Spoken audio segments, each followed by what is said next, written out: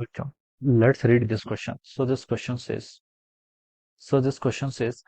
two persons A and B are located in the XY plane at the point 0, 0 and 0, 1, 0 respectively. ठीक है, 0 और 10 respectively.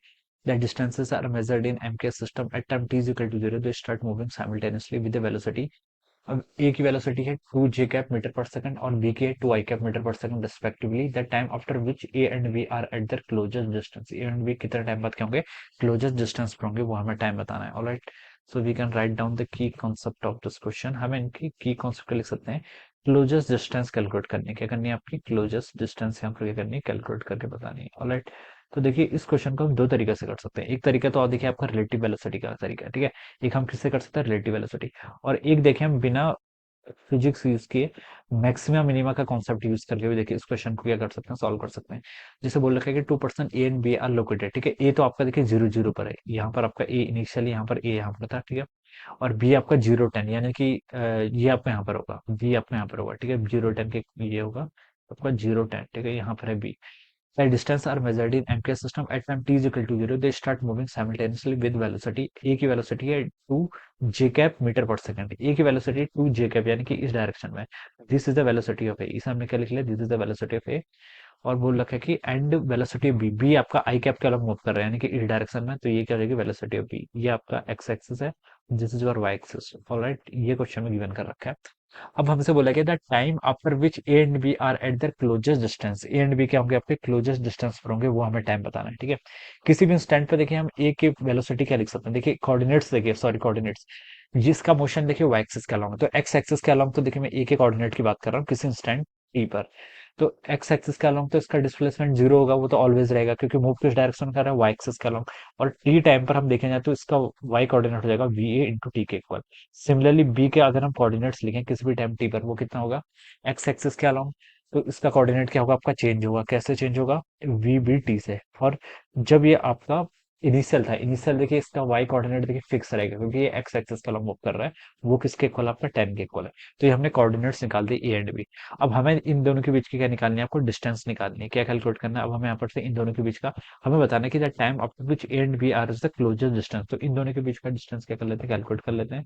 वो हो जाएगा अंडर रूट ऑफ कितना हो जाएगा, यहाँ से देखिए इनिशियल माइनस फाइनल कर लीजिए. ए और बी के बीच में देखिए ये आपका ए का कोऑर्डिनेट्स है किसी टाइम टी पर, ये आपका बी का कोऑर्डिनेट्स है किसी टाइम टी पर. इन दोनों के बीच की डिस्टेंस फाइंड आउट करने के लिए हम ऐसे कर लेते हैं, 0 माइनस वी बी टी का स्क्वायर प्लस आपका हो जाएगा वी ए टी माइनस 10 का स्क्वायर. किसी भी टाइम टी पर देखिए हम ऐसे इसको कैलकुलेट कर लेंगे. So this must be the distance between this. ये क्या हो जाएगा, इन दोनों के बीच की डिस्टेंस. अब देखिए यहाँ से स्क्वायर रूट को हटाने के लिए दोनों साइड क्या कर लीजिए, स्क्वायरिंग कर लेते हैं.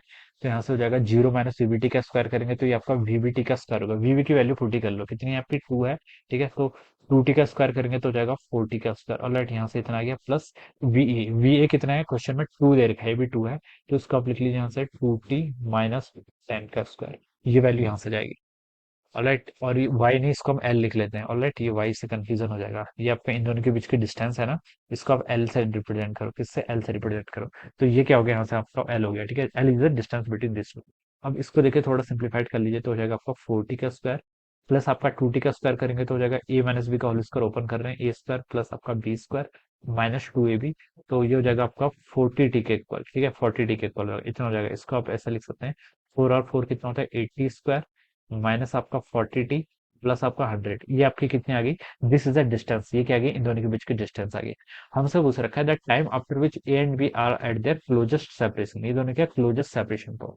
तो देखिए हमें आपके क्या बताना है, क्लोजेस्ट सेपरेशन के लिए जो एल है, एल क्या है, डिस्टेंस, इसका हमें क्या बताना है, क्लोजेस्ट तब होंगे, ठीक है. इसका हमें यहाँ पर मैक्सिमम मिनिमम फाइंड आउट करना पड़ेगा. क्या करना पड़ेगा यहाँ पर, हमें इसका मैक्सिमम मिनिमम फाइंड आउट करना पड़ेगा, ठीक है.